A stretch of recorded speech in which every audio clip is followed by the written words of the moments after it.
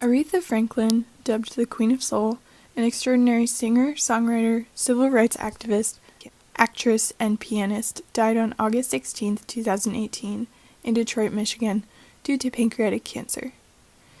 Aretha was buried on the 31st after a 3-day-long memorial with many attendees including family, friends, performers, well-known leaders, and speakers that was live-streamed for the public.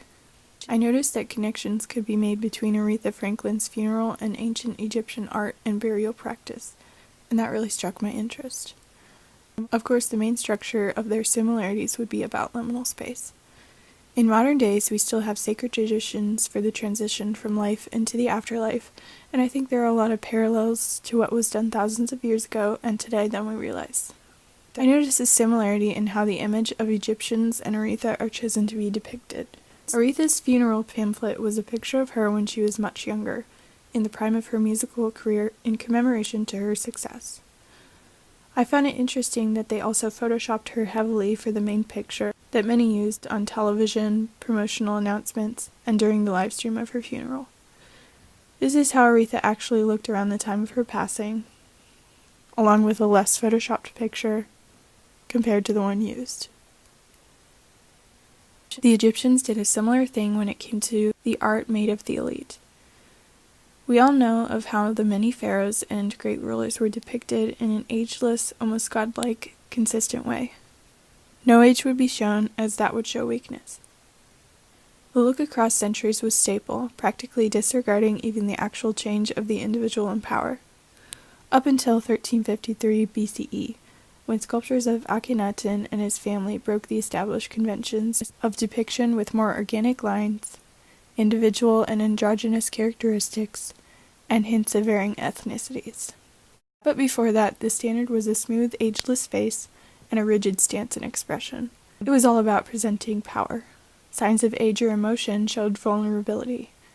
To them, if enemies or the people being ruled saw a leader that publicly showed the strain of being in charge or growing old, would prove them a weak and incompetent ruler, which could mean war or loss of power. I feel a similar theme is carried on to how Aretha is depicted, because when celebrating her life, people want to remember her in her prime, when she had the most power. They do not want to focus on the weakness and vulnerabilities that came with her age or sickness, as that would lower the image of her legacy. Egyptian theology believed that after Osiris, the god of the dead, judged a deceased person in the underworld, said person might be granted immortality and eventually gain back their body, and this is the reason they mummified and created extravagant tombs and pyramids. But mummification was a long and ultimately costly process, so it's not surprising that most of the mummified remains we found are either royal or of some high political, military, or religious official. Those who were lower in social status who weren't mummified were usually buried in a shallow grave somewhere in the desert with their belongings, like a normal Egyptian burial, just far less lavish. The physical body preservation or disposal procedures are not exactly the same these days, as there is many different available ways to be buried, from cremation to cryonics to even space burials.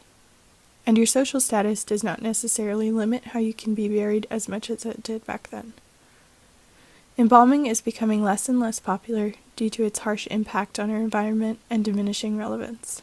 But similarly to ancient royal Egyptians, Aretha's body was embalmed. Bess Lovejoy, the author of Rest in Pieces, The Curious Fates of Famous Corpses, attended and commented on Aretha's funeral.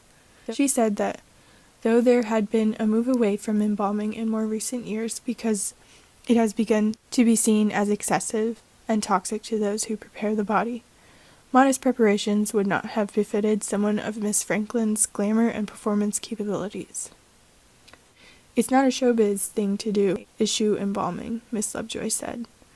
What she's doing makes perfect sense for who she was and the place and time when she was at her apex. Similar practices were in place when it came to a few other great R&B musicians and their deaths. Miss Franklin rests in a solid bronze Promethean casket plated in 24-karat gold. It is the same type of coffin in which singers James Brown and Michael Jackson were buried, according to the Telegraph of Britain. The golden-plated casket is similar to the staple golden sarcophagi found in ancient Egypt. Gold was abundant and used for structures, decorations, and many sarcophagi and burial tombs. These coffins, much like sarcophagi, are liminal space. Aretha belonged to the Baptist Church during her lifetime.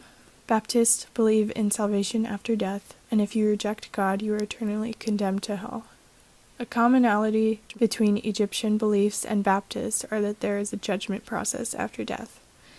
You are put in a state of waiting between death and judgment, and there is a possibility for granted immortality and regaining your body. With that belief, dead bodies are treated with reverence, as they will once again become of importance. Coffins and sarcophagi can represent that. The bodies are held in an in-between state in a contained receptacle until they are fully connected to the afterlife. These days, different coffins can have a much more wide range of uniqueness for different people. So many can say that Aretha's greatness in life, along with other musicians, deserves an extravagant transitional journey to the afterlife and the right resting space for that liminal environment. Much like pharaohs, who worked and planned for their entire lives to have the satisfying amenities and tools that create the best liminal space for their journey to the afterlife. The idea of having a historical ceremony with lots of traditions and extravagance and people celebrating you has very much carried on to this day, about 5,000 years later. Tradition in liminal space is honorable in most all societies, past and present. I think even these gestures and events create an entire historical point of time for liminal space. I drew this little drawing of Aretha Franklin for fun, celebrating both historical significances. Overall, I think burial traditions are fascinating, and I found both these parts of history extremely interesting. I really enjoyed doing this project and hope you enjoyed watching it. Thank you for listening.